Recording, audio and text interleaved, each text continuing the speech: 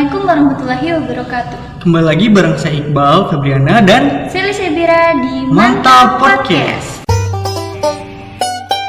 Oke, sekarang kita lagi bareng sama Kak Dinda, Kak Anggi, dan juga Kak Raka nih. Gimana nih kabarnya?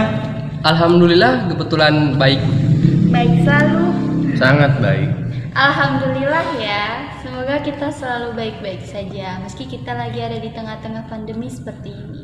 Apalagi ada virus varian baru ya, Omikron. Buset, namanya makin keren aja sekarang. Ya pokoknya kita harus jaga kesehatan. Ikuti aturan protokol kesehatan dimanapun dan kapanpun. Oke, kita balik lagi nih. Kakak-kakak di sini lagi pada sibuk ngapain nih? Ya karena kita SMA, apalagi kelas akhir yang pastinya sih sibuk pengayaan sama ujian sih. Oke, buat planning ke depannya nih, rencana ke depannya nih kakak-kakak nih, karena kan udah akhir-akhir sekolah juga nih. Gimana?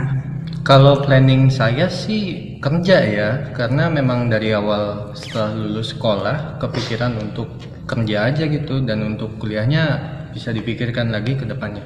Oh, oke. Kalau boleh tahu nih ya kak nih, sekarang nih umur kakak tuh berapa gitu? Saya sih 18 tahun. Saya 18 tahun. Kebetulan saya 19 tahun. Wah, berarti udah cocok nih sama pembahasan kita sekarang tentang pemilu. Kan seperti yang kita ketahui, pemerintah desa itu dipimpin oleh kepala desa.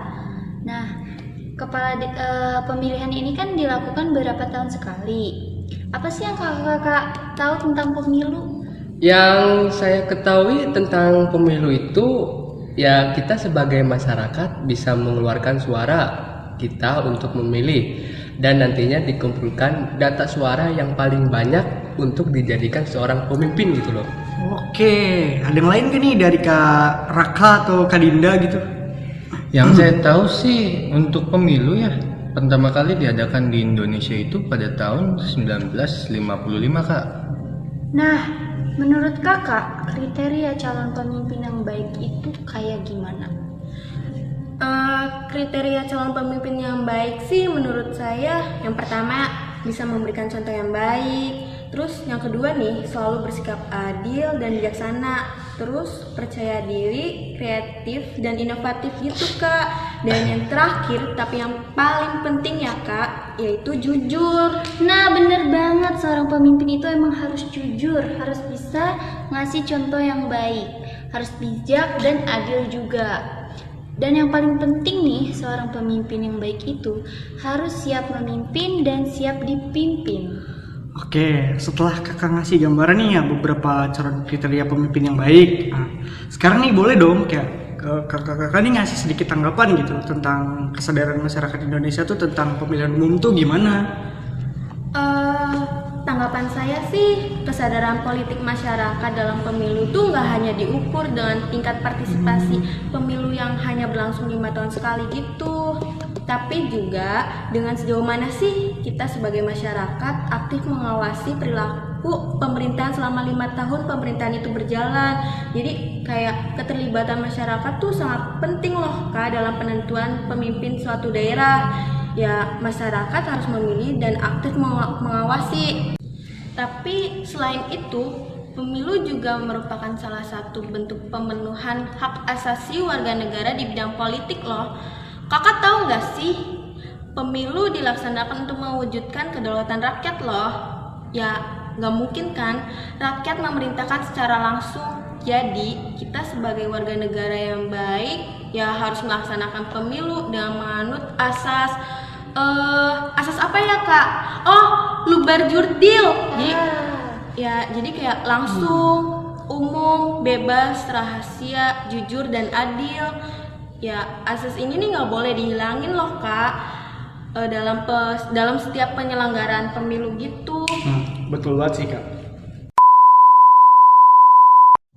Oke, kita balik lagi tentang pemilihan pemimpin di suatu daerah atau yang sering kita sebut dengan PILU, pemilihan KUWU atau kepala desa. Menurut pendapat kalian nih, kenapa kita sebagai warga Indonesia harus ikut serta dalam pemilihan? Menurut saya sih ya biar adil aja dengan cara pengambilan suara paling banyak. Terus Kalau kita ikut serta nih dalam pemilihan itu ya sama aja kita memenuhi hak dan kewajiban kita sebagai warga negara Indonesia yang baik. Oke, jadi itu pendapat menurut Kak Dinda ya. Nah, kalau pendapat menurut Kak Raka dan Kak Anggi nih gimana gitu? Kenapa sih kita tuh harus milih? Menurut saya alasan mengapa kita harus ikut memilih itu simpel ya. Karena sistem pemerintahan kita itu demokrasi kan, dan seluruh warga juga mempunyai hak pilih, maka kita berhak menyumbangkan suara atau pilihan kita. Siapa saja yang nantinya terpilih menjadi pemimpin itu nggak masalah buat saya, asalkan bisa menjadikan desa itu lebih baik ya. Wah, jawaban yang tepat. Gimana nih kalau Kak Anggi? Menurut saya sendiri ya, kenapa kita harus ikut memilih? Itu ya karena sebagai bentuk partisipasi aja, kita sebagai warga negara Indonesia yang baik gitu loh. Oke, keren banget sih ini pendapat kakak-kakaknya ya. Oke, kita lanjut aja nih ke pembahasan selanjutnya, yaitu tentang pengaruh iptek di bidang politik, khususnya tuh pemilu gitu. Apa sih yang kalian tahu tentang iptek tuh? Yang saya ketahui tentang iptek itu singkatan dari ilmu pengetahuan dan teknologi. Dari kemajuan iptek kita bisa tahu perkembangan-perkembangan baru dan kita bisa mendapatkan informasi dan juga bisa meningkatkan pengetahuan ataupun wawasan kita di bidang teknologi gitu loh. Gitu ya Kak.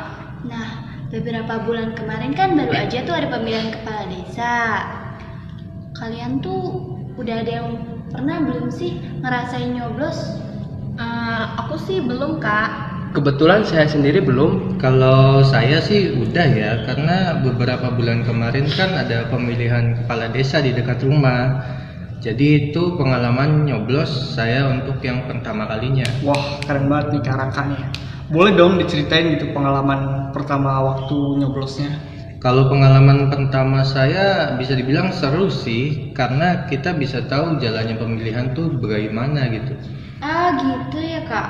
Nah, selanjutnya nih dari Kak Dinda atau Kak Anggi, walaupun belum pernah nyoblos, ada nggak sih cerita-cerita tentang pemilihan seperti ini? Saya ada nih Kak. Saya pernah baca di salah satu sosial media gitu. Jadi ada 2 kelompok masyarakat yang punya pilihan calon beda-beda gitu. Tapi tuh ya antar 2 kelompok itu tuh saling mengunggulkan paslon pilihan mereka, terus menjatuhkan paslon lain gitu.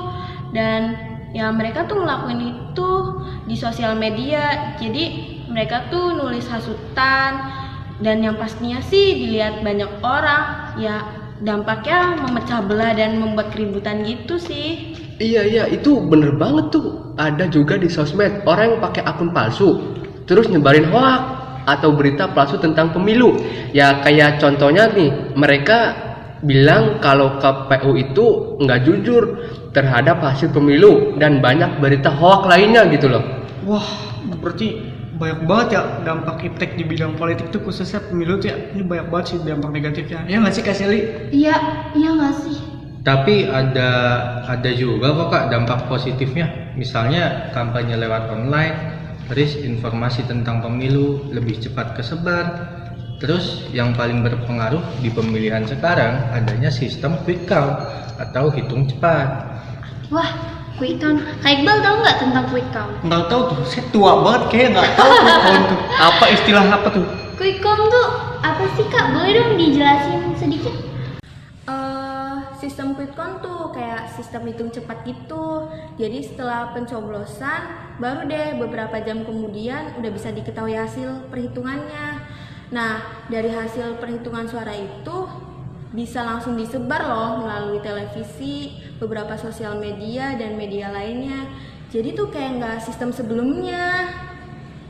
Emang kalau sistem sebelum quick count tuh ngapain? Kayak gimana Kak caranya? Jadi sebelum adanya sistem ini nih kayak perhitungan suaranya tuh baru bisa diumumin setelah beberapa hari, minggu, bahkan bisa beberapa bulan.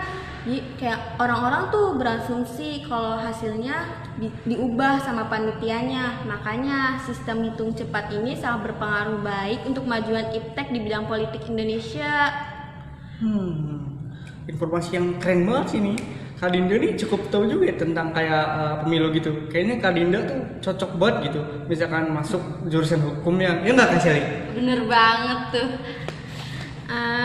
Soalnya saya suka iseng sih baca berita di media sosial. Wah, ternyata banyak banget sih manfaatnya dari kemajuan iptek nih. Gak cuma di bidang politik doang gitu, tapi di bidang lainnya juga gitu. Nah, bener banget, asalkan kita bisa makainya ya nggak Kak Iqbal. Betul banget tuh Kak Shelly. Oke, pembahasan kita sampai di sini dulu. Terima kasih kakak-kakak yang sudah mampir dan ikut join ngobrol bareng kita. Juga buat teman-teman di rumah yang udah dengar obrolan ini, semoga apa yang disampaikan bermanfaat buat kita semua. Kita jadi tahu pengaruh dampak negatif dan positif kemajuan iptek di bidang politik, khususnya di pemilu. Mohon maaf apabila ada kata-kata yang kurang berkenan. Saya Sally dan Iqbal Febriana pamit undur diri. Bye-bye. Jangan lupa jaga kesehatan.